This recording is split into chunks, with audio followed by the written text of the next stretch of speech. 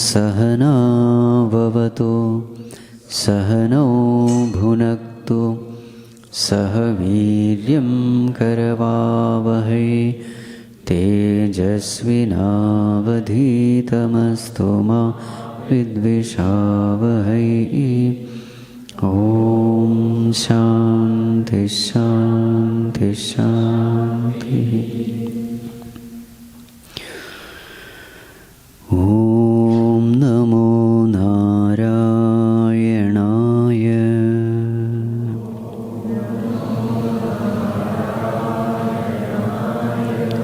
ॐ नमो नारायणाय।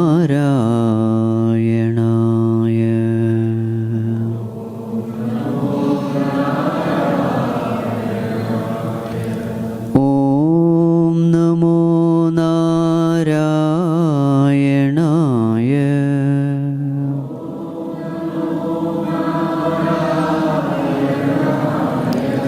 ॐ नमो नारायणाय। ॐ नमो नारायणाय।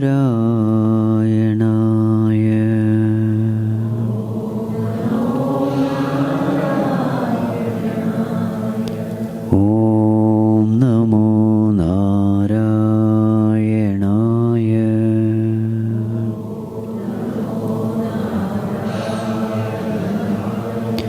ॐ नमो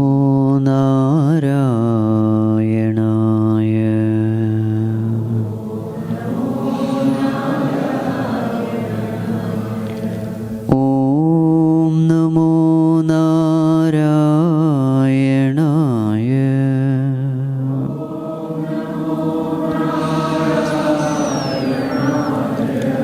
ॐ नमो नारायणाय।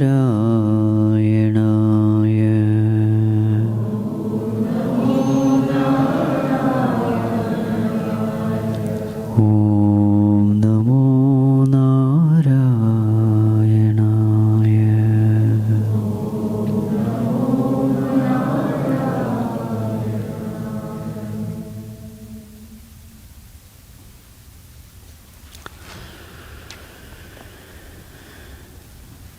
ॐ यं ब्रह्मा वरुणेन्द्ररुद्रमरुतः स्तुन्वन्ति दिव्यैस्तवैः वेदैः साङ्गपदक्रमोपनिषदैः गायन्ति यं सामगाः ध्यानावस्थिततद्गतेन मनसा पश्यन्ति यं योगिनः यस्यान्तं न विदुःसुरासुरगणाः देवाय तस्मै नमः देवाय तस्मै नमः। Volume a little. We'll start chant from verse number 12. Yes. सर्वद्वाराणि संयम्य मनोहृदि निरुध्य च मूर्ध्याधायात्मनः प्राणम् आस्थितो योगधारणाम् ओमित्येकाक्षरं ब्रह्म व्याहरन् मामनुस्मरन् यः प्रयाति त्यजन् देहं स याति परमां गतिम् अनन्यचेताः सततं यो मां स्मरति नित्यशः तस्याहं सुलभः Partha.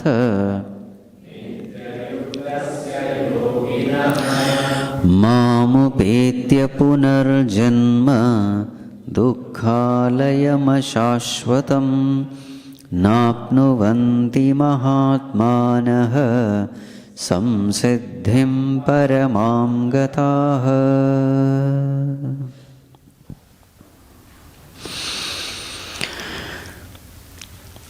The whole chapter is revolving around how to beautifully die. What is an ideal death? The ideal death is fixing the mind in the Lord and leaving the body. For that, preparation is necessary. Regular practice is necessary. Dispassion is necessary. Devotion is necessary. Right knowledge is necessary. Unless we live an intelligent life, unless we handle all situations intelligently, this is not possible. So at the time of death, what should this person do? Chanting the name of the Lord. Vyaharan. Om iti ekaksharam brahma vyaharan. Chanting the name of the Lord as Om or any name. Mam anusmaran, remembering me. And as we remember Bhagavan, what should happen? Devotion in the heart, clarity in the intellect. And this happens only with regular sadhana. The intellect is very clear that this Lord is a self in me, the consciousness in me. So as you're meditating, your attention goes to the center of the eyebrow. This is what happens when the intellect is active. And what happens when devotion rises in the heart? Heart is filled with that noble emotion of devotion. So the head and heart becomes conducive in experiencing that ultimate reality. In this way, without any other worldly thought, with a single pointed thought upon the Lord, when a person leaves the body, he attains the Lord. This appears to be difficult, but Bhagavan says, Sulabha. It is not difficult, it is easy. For whom? Nityayuktasya yoginaha sulabha. This is easy for a Nityayukta yogi, who is very regular in his spiritual practice. Bhagavan, what do you mean by regularity in spiritual practice? Ananyachetaha satatam yomam smarati nityashaha. There is a nityashaha smaranam, there is a satata smaranam. Every day, every moment. When we do this practice, then mind becomes habituated in remembering God, in abiding in God. Constant remembrance becomes the natural tendency of the mind. Single pointedness becomes a natural habit of the mind. For such a person at the time of death also, he is very easily able to fix the mind upon the Lord. But then there is a problem. What is the general problem faced by all of us? Obstacle. The obstacle is we are so attached to the world, because of which fixing the mind upon the Lord becomes difficult. Because the law of the mind is you can't fix your mind upon two things simultaneously. This we must know. You can't consciously think of two things simultaneously. No multitasking possible. Multitasking is possible with mechanical mind and conscious mind. Mechanical mind is doing something, conscious mind is doing something else. And where are you? Are you in mechanical mind or with conscious mind? You are always with your conscious mind. So when it is said ananya chetaha, it means let not the mind wander anywhere else. So mechanical mind is not there, only conscious mind is there. And that conscious mind is thinking of God. So the problem is, because of our attachment with the world, many times this becomes difficult. So then what is the solution for this? The solution is meditate upon the defects of the world. Mind is attached to the world because somewhere the mind has this wrong notion that the world is a source of happiness.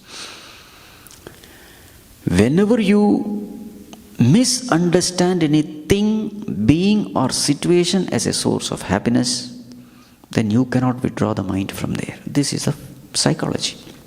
So therefore, every aspect of the world, you must try to understand what is that painful aspect in that worldly entity. This meditation is necessary, and the world is designed that way. Everything in this world is made imperfect, made impermanent, made defective, made painful, so that we will not get stuck in the world. The world is designed that way. The world is designed like a womb. The womb is designed to push the child out of the womb into the world. In the same way, the world is designed to push us out from the world into the divine world. The world is designed that way. That is why, what is the definition of this world? Dukkhalayam ashashvatam. This world is an alaya, abode of dukkham, sorrow. And also this world is ashashvatam, impermanent. So all these things may be appearing a very pessimistic, negative way of looking at it. But remember, the purpose of describing the defects of the world is only for another purpose. What is the main purpose? To describe the glory of God. Just like the light appears brighter only with a background of a dark background. In a dark background, light appears brighter. Darker the background, brighter the light. Isn't it? Even a 0-watt bulb appears very bright in pitch darkness. In the same way, unless we describe the defect of the world, glory of God will not be pronounced, effectively seen. So both are necessary. Defect of the world on one side, glory of the Lord on another side. Right? So defect of the world will help us detach from the world. Glory of the Lord will help us attach to God. So detaching and attaching becomes easy when we have vairagya towards the world and bhakti towards God. Both are necessary. Right. So what are the ways in which we had discussed the defects of the world? The 6 limitations we had discussed in the last class. What are they? Number 1, limitations of worldly knowledge. Number 2, limitations of worldly wealth. Number 3, limitations of worldly pleasure. Number 4, limitation of worldly existence. Number 5, limitations of worldly love.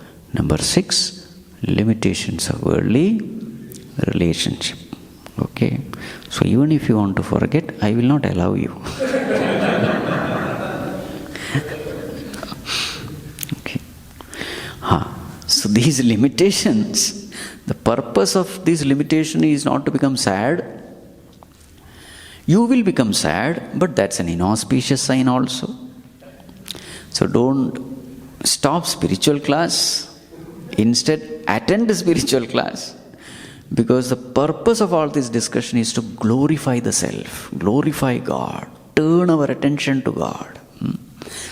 Right thinking has to be cultivated, and the right thinking, if you cultivate it, you cannot be miserable. All our misery is because of wrong thinking, wrong notions. The purpose of spirituality is permanent happiness, isn't it? What is the motto of Chinmaya Mission? Maximum happiness for maximum period of time for maximum people. So the purpose of Chinmaya Mission is maximum happiness. We are not interested in temporary happiness. Right? Time pass happiness, we are not interested. We are interested in permanent one. And whatever the price has to be paid, we are ready for it. Right? We will keep on striving for it. No use in striving for temporary happiness, which is definitely going to ultimately end up in pain. No, we are not interested in that. So therefore, right thinking has to be cultivated at any cost. There is no choice. There are no shortcuts here. We have to struggle. Struggle will be painful in the beginning. Agre vishamiva. But in the end it is nectarian. Pariname amrutopamam. Right. Right. So, verse number 15 says, Mahatmanaha, the great beings, Mam upetya, attaining me, punarjanmana apnoti, they will not come back to this world. Why? Samsiddhim paramam gata, they have attained the supreme. So here see the term used, paramam samsiddhim. Siddhi itself means perfection. Samsiddhi means what? Supreme perfection. Paramam sabdhim siddhim what? You see the amount of, the two extra adjectives are added for perfection. Samsiddhim, paramam samsiddhim. Ultimate supreme perfection. So who attains it? Mahatmas attain it. Who are these Mahatmas? Now don't think that some Rishimuni, somewhere in Satyuga, somewhere in Dwapara Yuga. No. Who is a Mahatma? Mahatma is simply a person who has paid attention to the Mahan Atma in oneself. So in one's own self, there are two Atmas. Atma means I. In ourselves, there are two I's. The lower I and the higher I. Which is our lower I? The body, mind, intellect. Which is our higher I? The pure consciousness. Choice is left to us. Pay attention to whichever factor you pay attention to, that you will get. The mistake we have done is we are stuck in the lower I and we ignore the higher I. And therefore we experience only the lower I. What is the nature of lower I? Alpa Shaktiman, Alpa Vyapi, Alpatnyaha, Maya Dasaha, mortal fellow, miserable fellow, imperfect fellow. This is the lower I. But there is a higher I in us. So the whole of spiritual knowledge is turn your attention to that higher I. That higher I is none other than God Himself. Tat Tvamasi. Aham Brahmasmi. So what happens when you shift your attention to the higher I, the pure consciousness? You start experiencing it. Whatever you pay attention to, you will get it. This is the law. If you pay attention to the higher I, you will get the higher I. If you ignore the higher I, you will not know the higher I. So, we are not experiencing the higher I, not because it is not present. We are not experiencing it because we are not paying attention to it.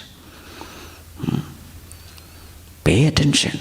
So the person who has paid attention to the higher I, and thus who has grown up to the higher I, completely leaving the lower I, such a person is called Mahatma. The one who lives as Mahatma. Maha means big, big I. The one possessing big I is called Mahatma. Okay. Every one of us, we have that big I. But what is the mistake we do? We ignore it. We neglect it. We have no time for it. And therefore we suffer. And now who are we now? Kshudra Atma. Kshudra means limited. So Mahatmanaha, those people who really spend time, give value to it, give higher priority to it, and this way live intelligently, such people are called Mahatmas. Completely disidentified with the BMI, completely destroying the ego in them. Now they live a life of perfection even while living. After death, there is no rebirth.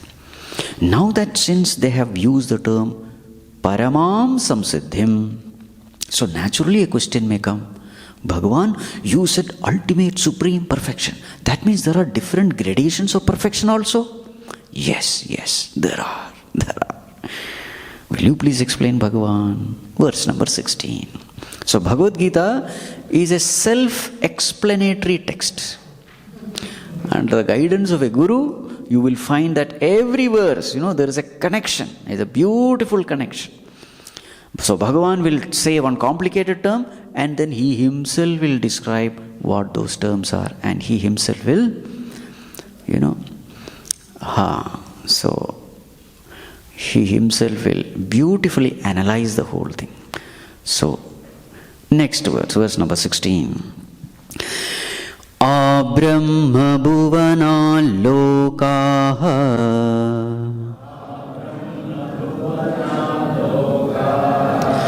punaravartinorjuna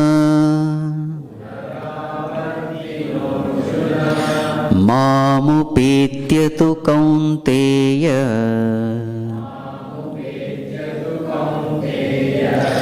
punarjanmana vidyate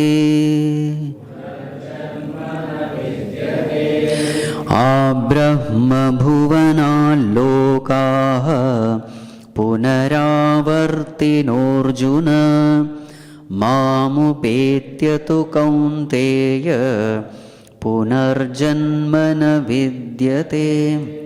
Yes, Arjuna, there are so many different worlds. Yes, and each world, the higher worlds, to some extent, yes, there is an experience of perfection. So what is the highest world? Abrahma bhuvanat lokaha. So the highest world is called Brahma Bhuvanam or Brahma Loka or Satya Loka. That's the highest. So what Bhagavan is saying is, even if a person reaches that highest world, there is a possibility that he might come back. Punaravartina. Okay. So therefore now we have to spend some time here. So what are the different worlds mentioned in our scriptures? So there are 14 worlds. What are the 14 worlds? So this world is called Bhuhu, Bhuloka. Bhuhu, Bhuaha, Mahaha, Janaha, Tapaha, Satyam. How many worlds? 7. Now the lower one. Attala, Vittala, Suttala, Talatala, Mahatala, Rasatala, Patala. So total 14. Okay. Bhuhu, Bhuaha, Suaha, Mahaha, Janaha, Tapaha, Satyam. Then Attala, Vittala, Suttala, Talahatala, Rasahatala, Mahatala, Patala. 14 words. Swamiji, can we design a rocket why we can straight go to Brahmaloka? Any world you must be able to reach. Nowadays you have hi-fi, vehicles.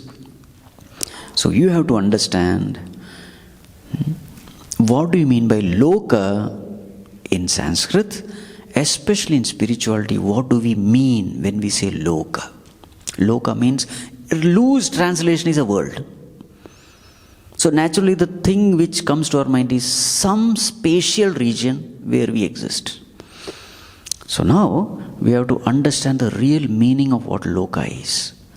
Loka means Lokyate Anubhuyate iti Lokaha. This is a definition of Loka. That which you experience is called world. So what a beautiful definition. World is not this thing being situation. No. World is defined as your experience. Full stop. So we are all in this room now, in this hall, in this shrine. So as far as the external world is concerned, it is the same.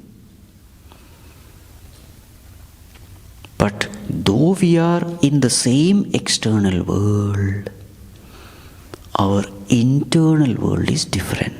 Each one is living in his or her internal world. This internal world is called Loka. And this is a more appropriate definition of world because actually we are not living in the external world. We are all living in our internal thought world. Isn't it? Because what is that I directly experience as joy and sorrow? That is my world. If a person is miserable in heaven, where is he? He is in hell. If a person is very happy in hell, where is he? Yes. Now tell me, which one do you choose? Very happy in hell, choice number 1. Or very miserable in heaven, choice number 2. Which one will you opt? If a choice is given, which one will you? I want to be happy. I don't care whether it is heaven or hell, isn't it? You see? So therefore, actually I live in my world of thoughts. Thought world is a real world, not the external world. See the definition. Anubhuyate, what you experience is your world. I am not asking what you are surrounded by. No, it has no meaning.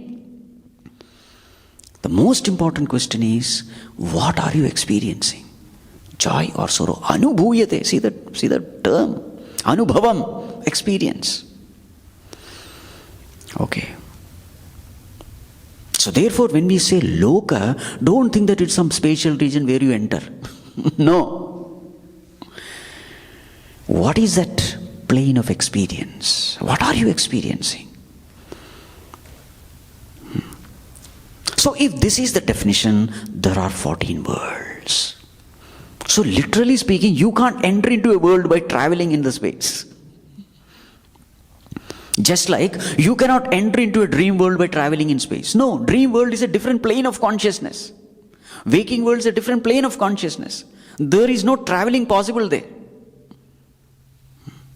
It is a state of mind. Right.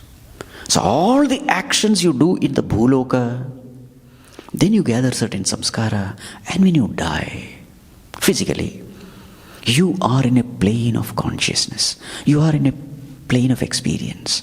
That plane of experience is what is called as 14 worlds. So basically these 14 worlds can be divided into 3 categories. Low, medium, high.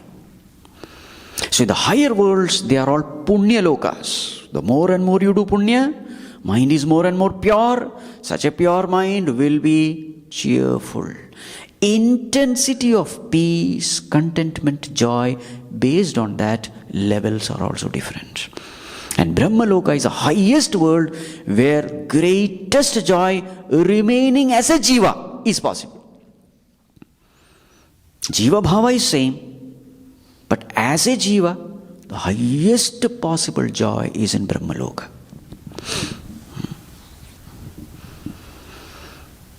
Right. So now if you divide the 3 worlds, basically the tamasic worlds are the lower one, rajasic worlds are the medium one, sattvic worlds are the higher ones. So tamasic world means what?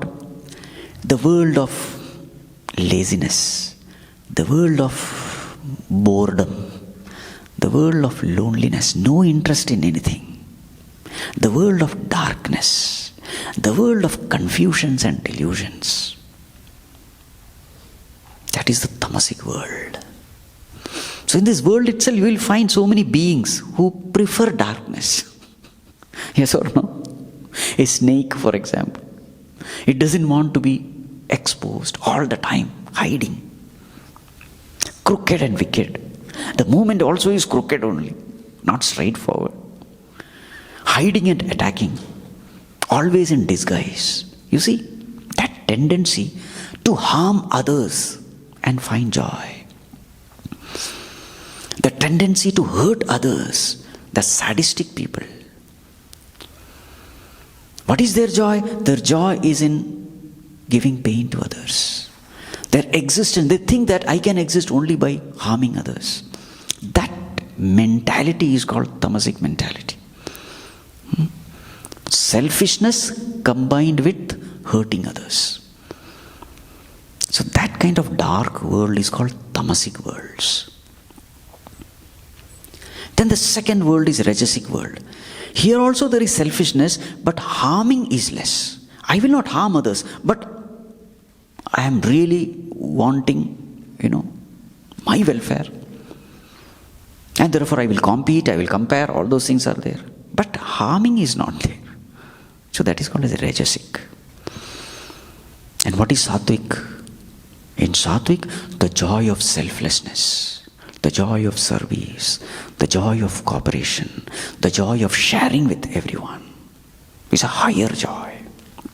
You see, my welfare is there only when I take care of the welfare of all, because we are all one. I cannot selfishly progress. Unless I help others, there is no progress for me. This right understanding comes, and with that, when that person lives a life, such a life is called Sattvic life. They occupy the higher worlds. You see? So there are different levels of selflessness also. There is a person who is working hard for the family. Some amount of selflessness is there. Because not only I am taking care of myself, I am taking care of my wife, my children, my grandparents. Fine, there is some kind of selflessness. But it is not perfect. Because society is completely. So even further when you go, no, my actions are for the welfare of the whole world. Vasudhaiva Kutumbakam. That is still higher. So the more and more you think of the welfare of the totality, behave with respect. That is called as Yajna Bhava, sacrificing the individual for the welfare of the total. Such people, they go to Mahaha, Janaha, Tapaha, Satyam. They have not gained that self-knowledge, but the experience of joy is much, much, much, much higher. Okay. So to some extent, it is samsiddhi, it is perfection. But not paramam samsiddhi. What is paramam samsiddhi? That state where there is no world. The whole world becomes an illusion. That is paramam samsiddhi. But others are also, to some extent, a state of perfection only. More of it we will see in the next class.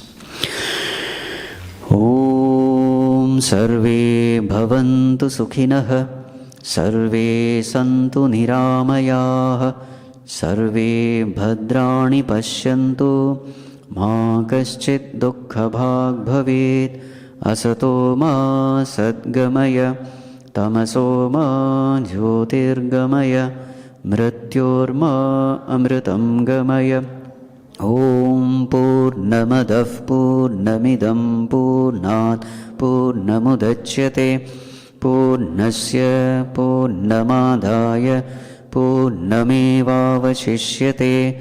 Om Shanti Shanti Shanti. Hari Om Shri Gurubhyo Namaha. Hari Om.